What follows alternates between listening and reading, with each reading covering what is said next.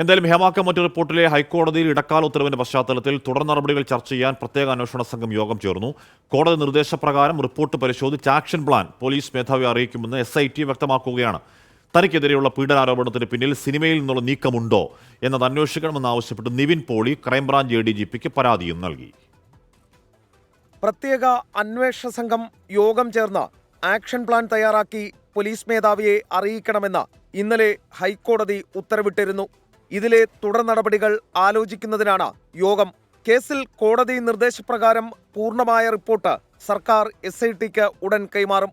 എന്നാൽ ഇരകളുടെ മൊഴി രേഖപ്പെടുത്തൽ കോടതി അടുത്ത തവണ കേസ് പരിഗണിച്ച ശേഷം മാത്രമേ ഉണ്ടാകൂ. തൽക്കാലം നിലവിലെ അന്വേഷണത്തിൽ ശ്രദ്ധ കേന്ദ്രീകരിക്കാനാണ് SITയുടെ തീരുമാനം.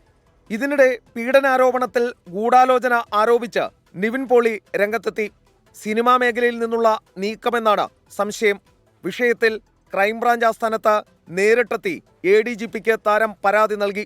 ബലാത്സംഗ പരാതി കെട്ടിച്ചമച്ചതാണെന്നും സിനിമാ മേഖലയിൽ നിന്നടക്കമുള്ള നീക്കം അന്വേഷിക്കണമെന്നുമാണ് ആവശ്യം. ശ്രീകാന്ത്, 24, കൊച്ചി.